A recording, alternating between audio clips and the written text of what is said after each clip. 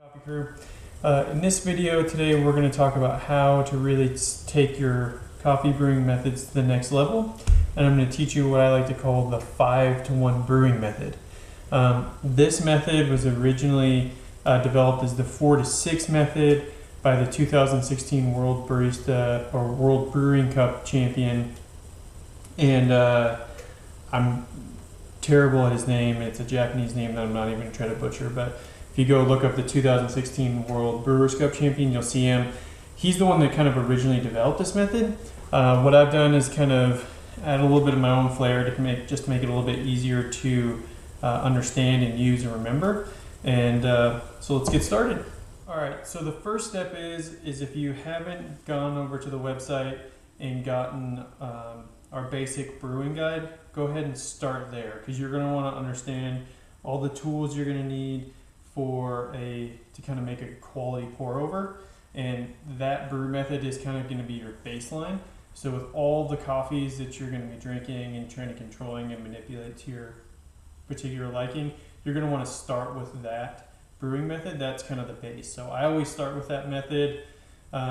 It's kind of the baseline method here. It's very similar, and so start there. Make sure you have all the right tools, and then come back here and then kind of learn how to manipulate your coffee and kind of make all your friends jealous. All right, so how does this brewing method work?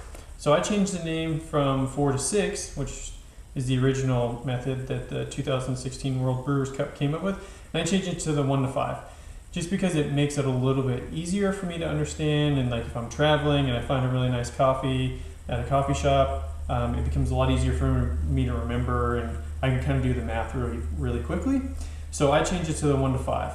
So basically you're going to take your coffee. So in this case, I've measured out 21 grams of coffee.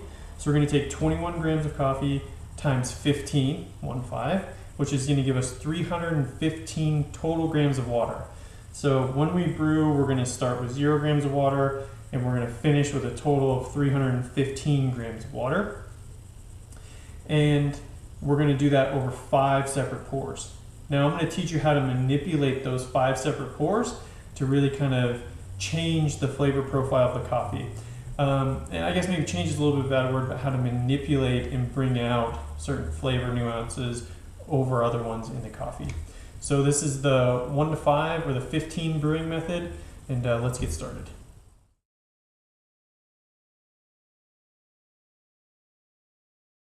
Okay, so as you saw in that chart, over our 5 pours, the first 2 are going to control our sweetness and acidity. So depending on how we adjust those first 2 pours is going to affect how sweet or how acidic the coffee is. Now when I say the word acidic, don't get turned away thinking, oh, it's really bitter. Acidic generally means pretty complex. So like today, I'm going to be brewing a natural process Costa Rican from my good friends over at World Brewers Coffee. And Costa Rican coffees tend to be really floral, so they have all these kind of complex flavors. And the way in the coffee world that we describe those really complex flavors is the acidity of the coffee, because it's actually the different acids in the coffee that give it its different flavor characteristics. For example, the reason an orange has that citrus flavor is citric acid. Pears, I think, have malic acid. There's a whole bunch of acids that give us different sweet flavors that we taste in a lot of fruits. So don't get turned off by the word acidity. And when I use the term sweetness, we're kind of talking more of like a cane sugar sweetness, something actually, white table sugar kind of sweetness flavor, so not complexity. So we're going to be using kind of fruity sweetness in our acids, and then we're going to kind of control the sugary sweetness in the first 2 pours there. And then the last 3 pours control our strength. So do you like your coffee a little bit stronger? Do you like it more tea-like, so it's a little bit lighter? And we can kind of control that in the last 3 pours. Okay, so in this case, I'm going to, because this is a natural process coffee and I want to bring out the acidity, I'm going to shorten, or I'm going to lengthen the first pour. So my very first pour is going to be 86 grams. And then my second pour is going to be 46. This is going to make the coffee a little bit more acidic, again, bring out some of those complex flavors and kind of reduce that sugary sweetness that we might get from the natural side. Okay, so to start, and this was something I was really kind of, when I first learned this brewing method, I just didn't think it would work. But we're actually, so I have a hand ground burr grinder here. And again, always start with a quality grind. If you don't have a quality grind, you're not going to get quality coffee. But you'll notice here that I have it set on the 7. So the 7 is actually really coarse. So 7 to 8 is going to be like a French press. When he mentioned in his original brewing method to use a coarser grind, I just didn't think it would work. I thought the water would drain too fast. It just wouldn't give me the coffee that just wouldn't work because we're so used to tightening up that grind on our pour overs. But here we're actually going to use a looser grind. And trust me, you may be a little nervous at first because everybody talks about using a tighter grind for a pour over, but here we're going to use a little bit of a looser grind and it works. So just trust me, follow the process and it'll work. Okay, and so like I've mentioned in our basic pour over guide that's on the website, bikalateco.com. Go there, get the basic pour over guide. You always want to start with a pre-rinse filter. And so our first pour is going to be approximately 86 grams. Okay, so we're going to start our timer and we're going to pour 86 grams. Now I like to do a nice slow controlled pour, kind of start towards the middle and then work towards the outside until I get to 86 grams.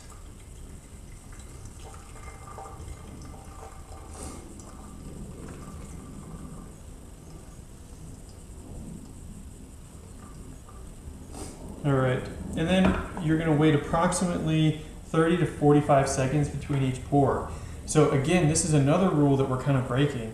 Most pour overs, you're always told never let the grounds get dry to where they're not kind of fully submerged in water until you get to your final water weight. But here we're actually going to wait about 30 to 45 seconds between pour and kind of let those grounds dry out. Again, dry out in the sense that they're not fully submerged in water before we start our next pour. So we're coming up on our next pour. I like to tare between each one. So I'm going to tare the scale again, essentially bring it back to 0, and now I'm going to do 40 grams of water.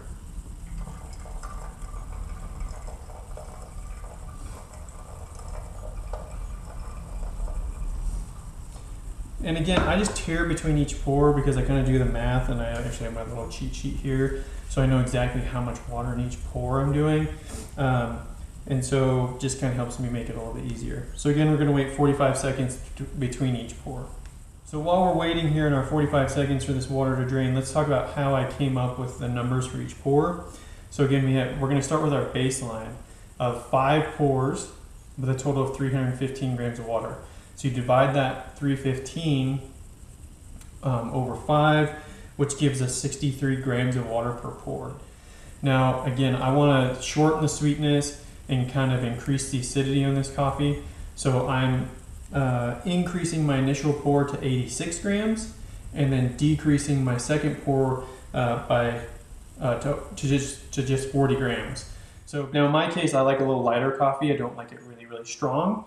So instead of doing 3 pours, I'm going to shorten it to just 2 pours at 94.5 grams apiece.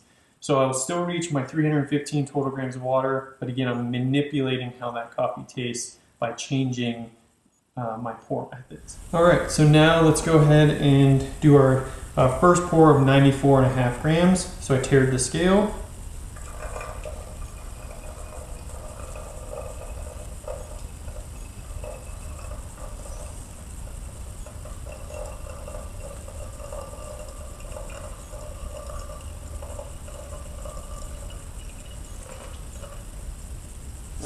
I'm going to wait another 45 seconds. All right, so we've waited. So now we're going to do our final pour of 94.5 grams.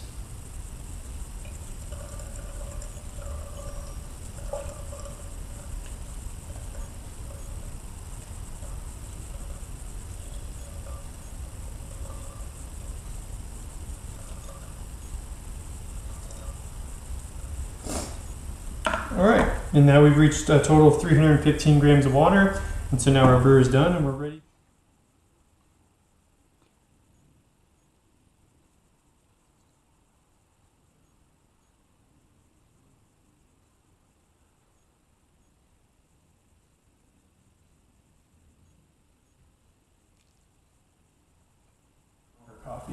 So really, this brew method, you can kind of change to however you like it. You like your coffee.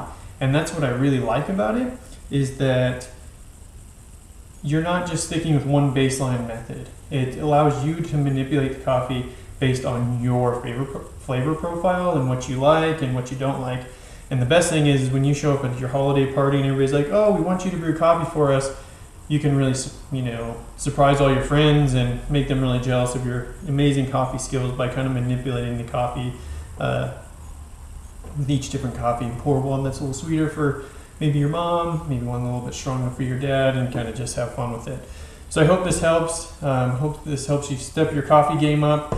And if you have any questions, leave them in the comments below, or go to bikalateco.com. Hit us up there. Let us know if you find any good coffee shops that maybe we're not aware of that we need to add to the coffee map. And we'll see you guys out there.